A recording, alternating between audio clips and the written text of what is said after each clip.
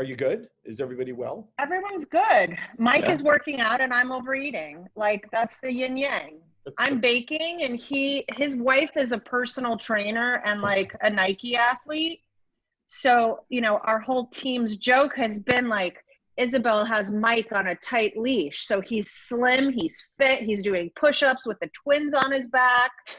And I'm just like religiously baking like a mad scientist in a lab. I'm like making sourdough and I'm like, it's got to be perfect. I'm delivering it to people. So how many in the team? 4. For us? Yeah, 4. And you know, we'll start with some fun questions, but how does humor work in your life and in your business? Because, you know, to be fully honest, you know, some of the walkthroughs and some of the pre-sales we do, we have a good time. The 3 of us had a fucking blast. I mean, it was, we did. Totally. It was a lot of fun. And you seem like that's the MO when there isn't a pandemic. So always. Is that serving you rather well now? I mean, it's, you know, we check in with our clients and, you know, you have to be light about it. Like, you know, no one has died in the families, nothing tragic has happened. So we keep that, but we're always like, how's it going? I'm like, I'm eating feelings in this part of Brooklyn. How are you? Like, what are you going to do? Right? Like, what are you going to do? We're all kind of in it together. This has helped us kind of shift on a very personal level and just make, you know, just stay connected to people, literally just pick up the phone because we care about each other. Number one, we have weekly calls and we're in constant contact as a team almost daily, at least through text messages. And then, you know, just calling clients and friends and family. I've never used the phone more, and I've never felt more comfortable picking up or doing FaceTime and Zoom. I never liked these apps before, but now it's just normal. It's the new normal. And you think it's going to stay? I hope so. Yeah, me too. I mean, on some level, yes, but I'm such a, like, for me, the biggest thing is I'm such a hugger. I'm such like a hugger and like a Euro kisser, like a mwah, mwah, that it's like the very beginning is like when I like socially distance with friends or whatnot, it's hard just to be like, okay, bye, bye, because like, I just want to. All right, well, we got a bunch of kids sedated according to you, so we've only got a few minutes to knock. Yes, totally. All right, so let's bang through this. What are you watching? Netflix, Amazon, Apple, The Wall. Yes. Dry. What are you watching? Dead to me. Yes. Dead to me. Dead to Me? Yeah, with Christina Applegate and James Marsden. I think that's what the show is. Coincidentally, about real estate agent in LA or Laguna. Coincidentally, that's it. That's all right. Coincidentally, I'm watching. I just banged through Ozarks like obsessively. Like, leave mommy alone. I'm going in the other room. And then I watch My Brilliant Friend. I mean, I'm watching like there's a new Too Hot to Handle. Yeah, there's so much. Love is Blind. Stuff. So much trashy reality TV too. It's so fun and mindless, and it's just fun. I had the TV on. I was doing a call with somebody yesterday, and all of a sudden Jerry Springer comes on, or the guy who used to work for Jerry Springer. And I'm like, oh my God, I don't miss that at all. It's just no. What's keeping you grounded? What? Oh, I was gonna say, I feel like I feel like I should be like learning Italian or something, but. Right. Okay. With kids, right? It's not easy. Yeah, no. People who are learning multiple languages and picking up new hobbies do not have kids. No. All right, let's cut. I'm going to jump 4 questions down. I'm going to come back up. What's it like to be parents in a pandemic? Cut to it. Let's go. The first month, it was awesome. I was so grateful to spend time with my kids. I wasn't going to the office. I've never spent more time with my kids. The past couple of weeks, it's been, you know, very difficult because activity has picked up so much. We've got a lot of buyers behind the scenes, and there's just like, it's hard to get work done when you've got twin toddlers like climbing on you and hammering away on your keyboard while you're trying to work and email and call. So it's been really tough lately. Young lady? I just have one, and he likes to do everything but homework. He's 10. He's over the homeschooling. I have gone into bribery mode. Like, you will get this if you do this. If this gets done, we're going for a bike ride around the park if you finish the math. Sure. Yeah. the remote learning thing is really, I mean, in all fairness, they scrambled to put it together, and it is what it is. The question is, will it be around in the fall? Please, I no. know. Yeah. I know. We want daycare to open. There's going to be so elements badly. of it, is, you know, it's not, it's, you know, let's prepare ourselves. Let's hold on to the table. What's keeping you grounded in this, and what's keeping you motivated in this? Activity, you know, the motivation actually, before I get into work, which defines me apparently, is, you know, this is kind of a reset. I feel like I have a newfound balance, like work-life balance, where I'm looking forward to spending more time with my family. So that's one. And then what's keeping me going is hopefully this will clear up and we'll get back to business, because we already are. We're just a little hamstrung by what we can do, but there's a lot of activity behind the scenes for us. So that's what's keeping me grounded and hopeful. Well, my grounding force is I have this group of my friends from both the West Coast and the East Coast. That's like a gratitude group. And every day we write 10 things we're grateful for. Oh.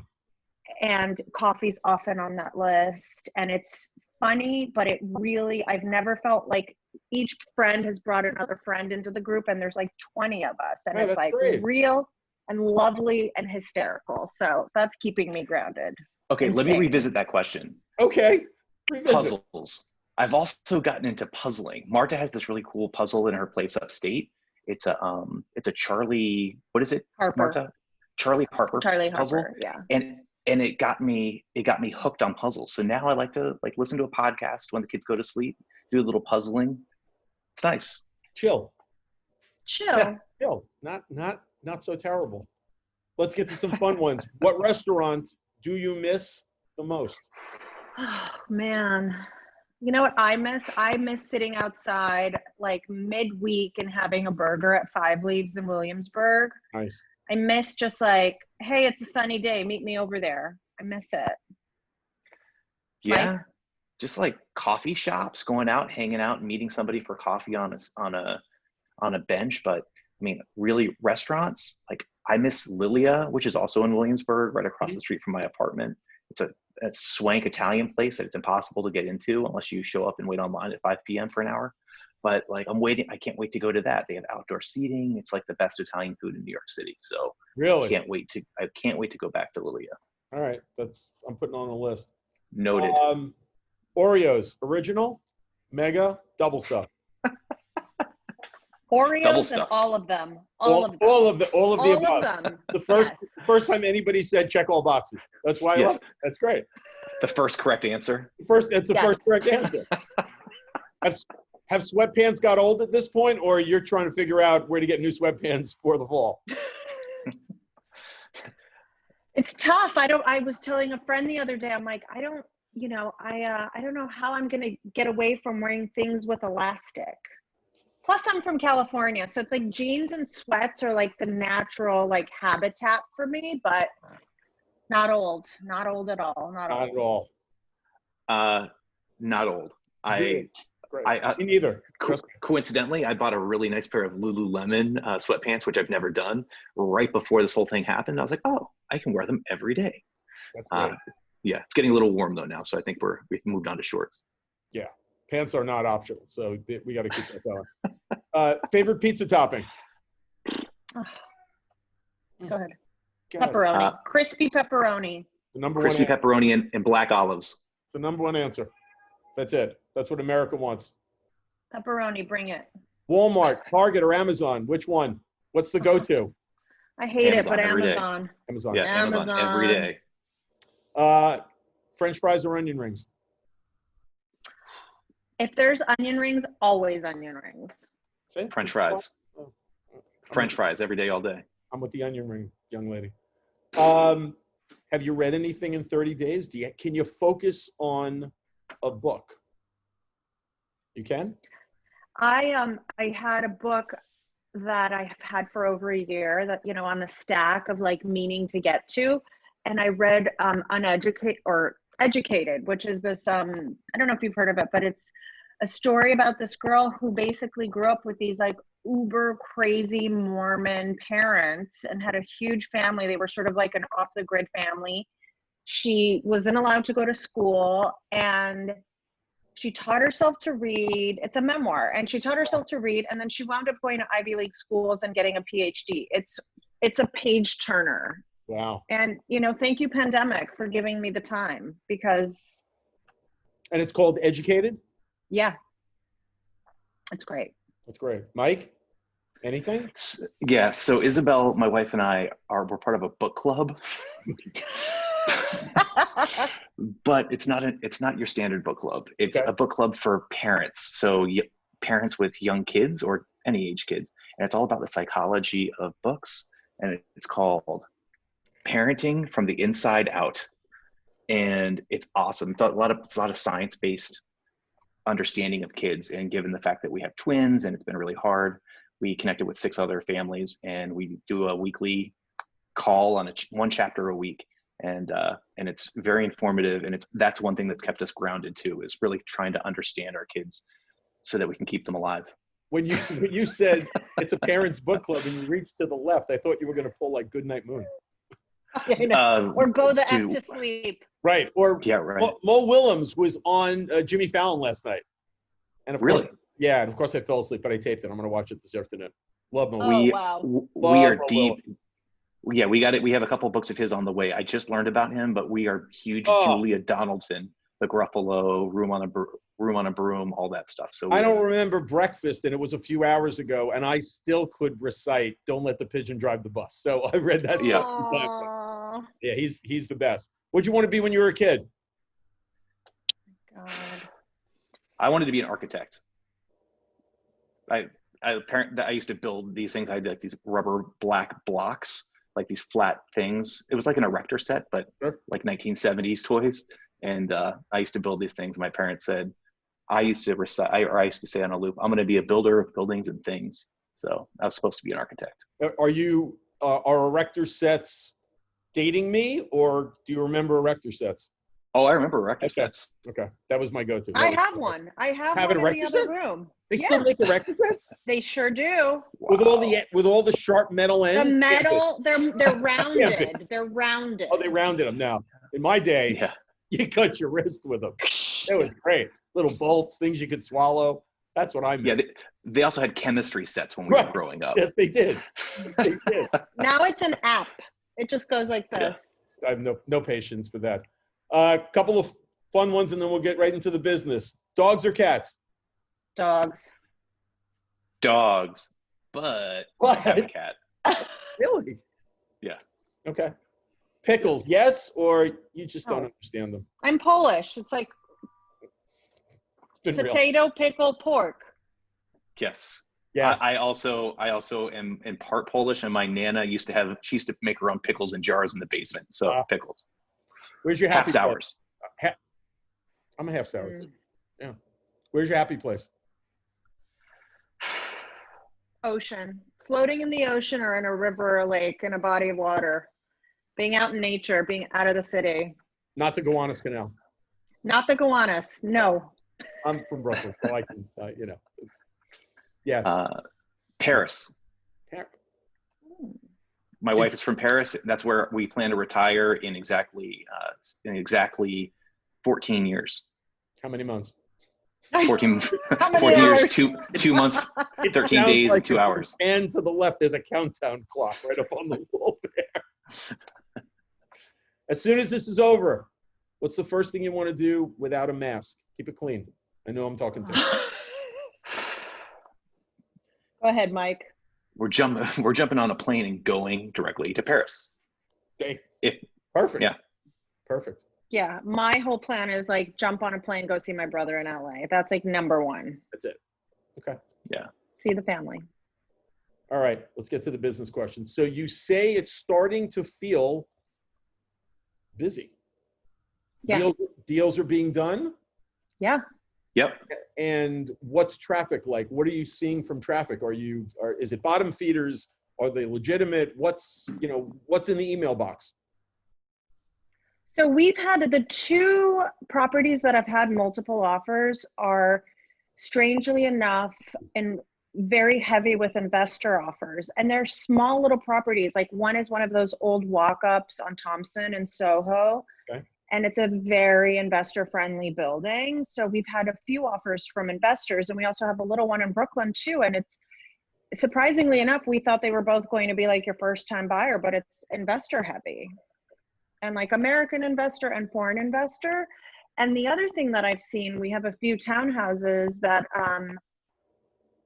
everyone wants that outdoor space.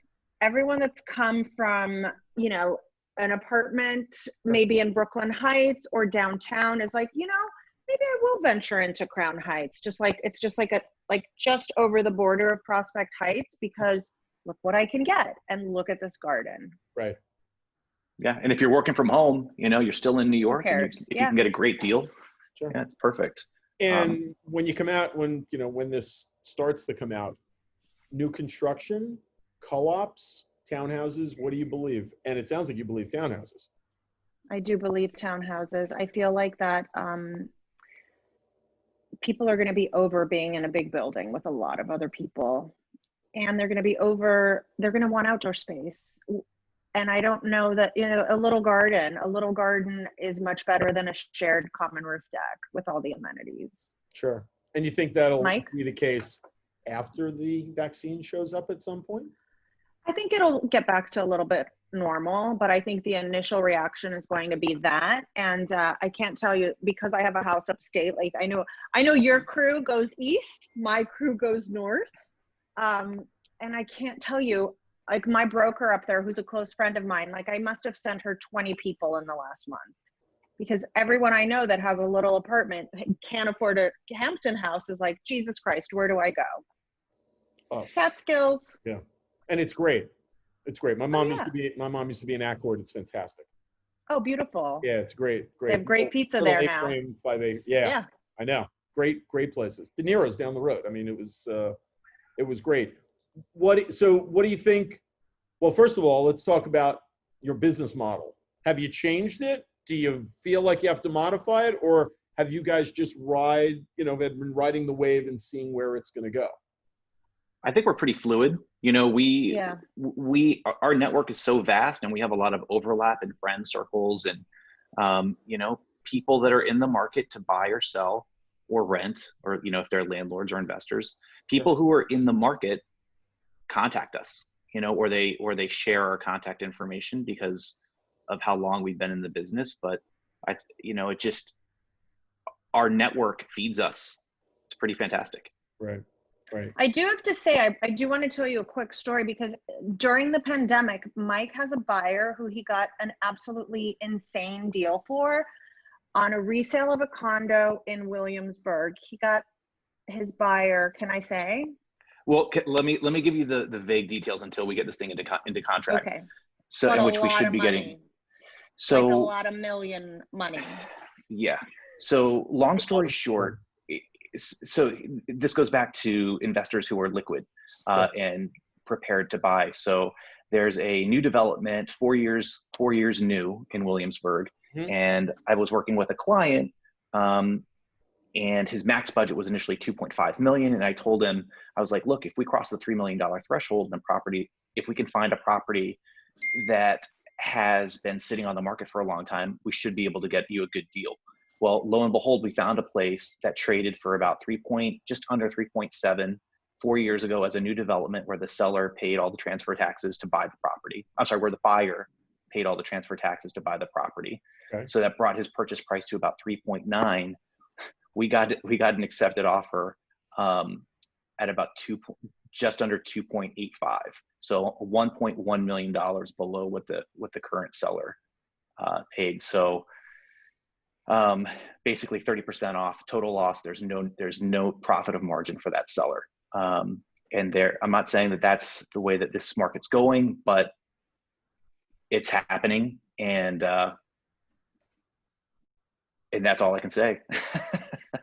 It's fantastic. It's the best. It's one of the best deals I've ever gotten for a client. Great. But that's not bottom feeding. That's just good negotiation. Well, thank you. I know what bottom feeding looks like. And I'm not blowing smoke your way, but that's two brokers who really know what the hell they're doing and making a deal happen. Yeah, and the property was sitting on the market for the better part of a year. It was already, it was already a very unique, beautiful property, but unique in its own way. So it sat on the market and it was overpriced, and then COVID comes along.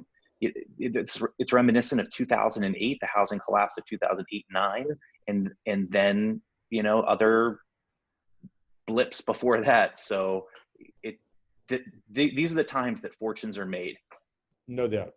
No doubt. You just gotta stay calm. Yeah, exactly. Don't panic. And what do buyers look like coming out of this?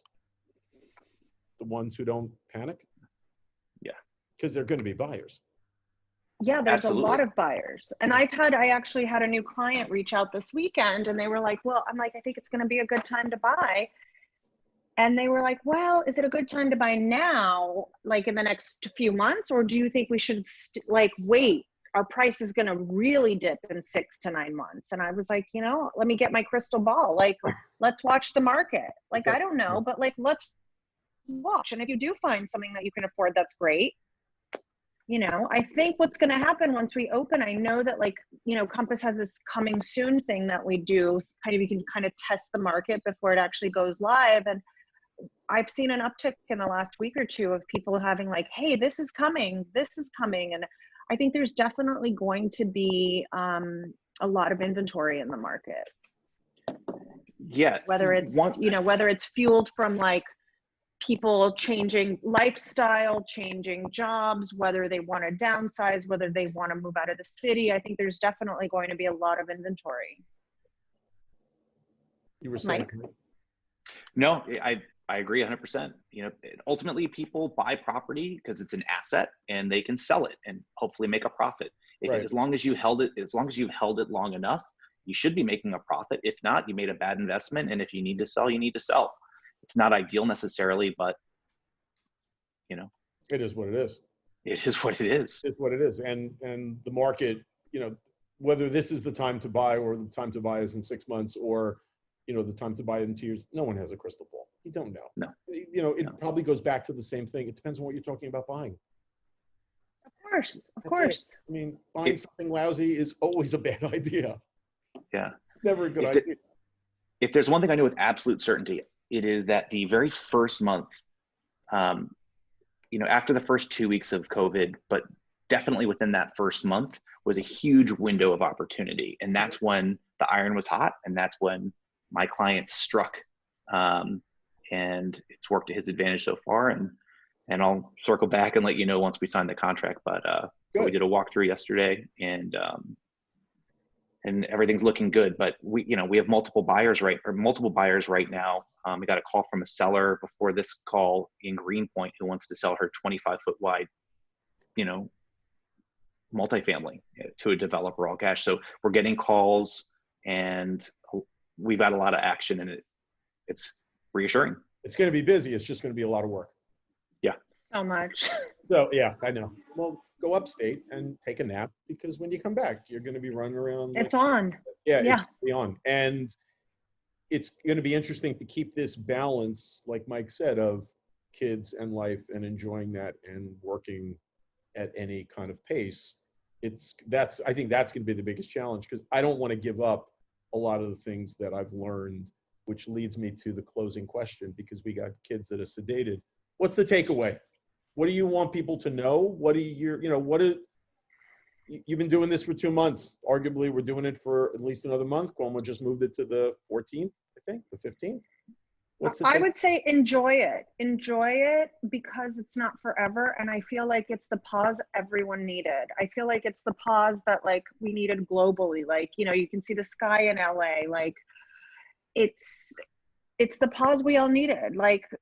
We as a country are overworked. We're overworked, and especially in New York City. So I feel like enjoy it, because there will be an end. So you didn't get your workout done today. Oh, well, go watch a movie with your kids, snuggle a little, the email can wait a day. That's my takeaway. Ben's press your toddlers like Mike. Ben's pressing toddlers. Mike, what's the takeaway? I mean, the takeaway is that we're in another cycle. Marta and I have both been doing this 16 years now, or I think Marta's been 17. She's a year ahead of me, but we've been doing this a long time. Times change, we adapt.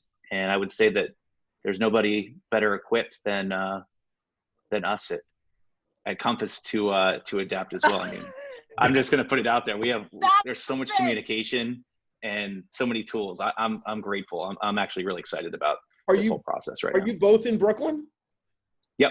Just How is opposite Brooklyn? sides. How is Brooklyn? My hometown. There's awesome. music pumping outside right Is it? now. Is it really? Yeah.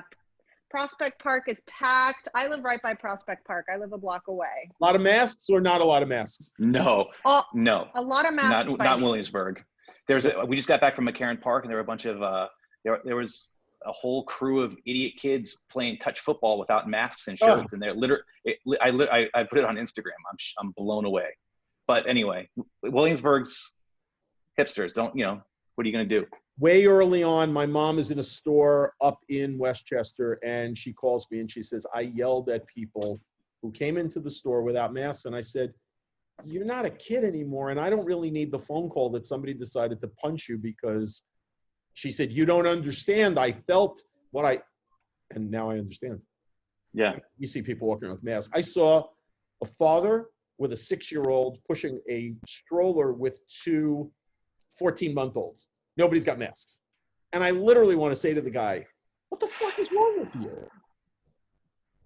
It's crazy. And the kids too, with this new strain. Hello. It's beyond comprehension. Yeah, I'm going to take a picture of the beach later. I'm going to put it on Instagram that says, it's never a good idea to lay next to somebody that you don't know when you're half naked. When there isn't a pandemic, don't do it on Memorial Day weekend. You guys exactly. That's it. That's what it comes down to. Just keep your distance and everything will be fine. You guys are great to take the time. I miss seeing you.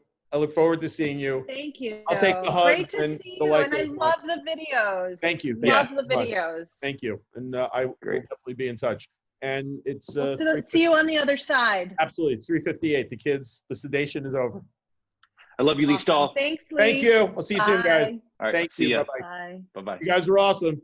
You too. You too. Thank you. Bye. Enjoy the weekend. Bye-bye. You too.